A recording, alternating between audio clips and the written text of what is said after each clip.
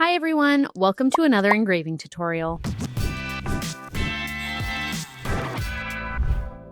Today we're working with ceramics, which is one of those creative processes people often think is finished once the piece is shaped and fired. At that point, it already looks complete, but engraving is what takes a ceramic piece one step further. And the customizer is the tool that allows you to add fine, precise details to this material without damaging the piece. In this video, we'll show how engraving naturally becomes the step that brings everything together. Before engraving, there's one key thing to know about ceramics. The stage of the piece really matters. The good news is that engraving works beautifully on both bone dry and bisque ceramics. Bone dry clay is fully dry but not fired yet, which means it's softer and very responsive to engraving. Bisque pieces have already been fired once, so they're harder and more stable, but still perfect for engraving. If you're working with bone dry clay, diamond bits are a great option, especially ball bits. They remove very little material and give you a lot of control. For bisque pieces, you can use either ball bits or carbide burr bit. Try what works best for you first. In this video, we'll be working with painted bisque pieces because that's when you can really see the lines pop. In both cases, keeping the speed low helps you stay in control and get cleaner lines. What doesn't work is engraving after glazing. At that stage, the surface is too hard and the engraving simply won't show. Let's start with this trinket dish. One of those ceramic pieces you see everywhere and never really think twice about. It's clean, simple, and honestly, kind of waiting for something to happen.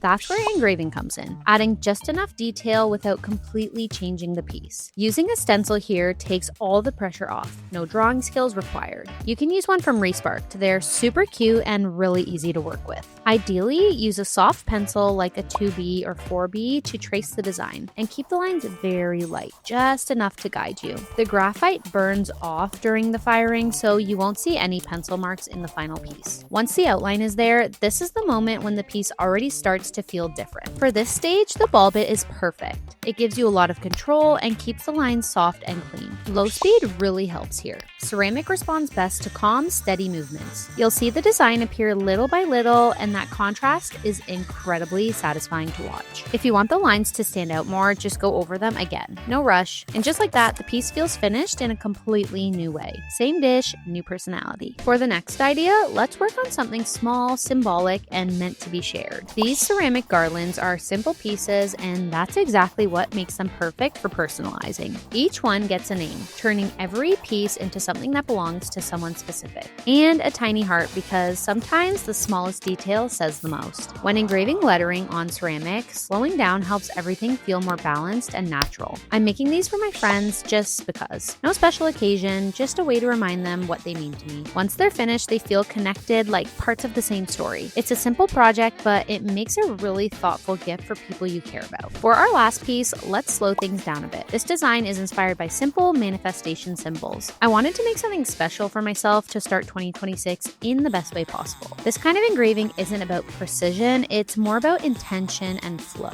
Imperfections are part of the charm here, kind of like life itself. Okay, maybe that was a bit much. Once the candle is in place, the piece feels ready to be a part of a small ritual. It's a quiet reminder that sometimes the simplest details carry the most meaning. And here are the finished pieces. 3 very different ceramic objects, all finished with the same idea in mind. Honestly, this barely scratches the surface. There are so many ways to engrave ceramic, and once you start, ideas tend to multiply pretty fast. So now we're curious, what ceramic pieces would you engrave first? Leave your next engraving idea in the comments. And if you want more tips and projects like this, subscribe and keep experimenting with engraving. See you next time!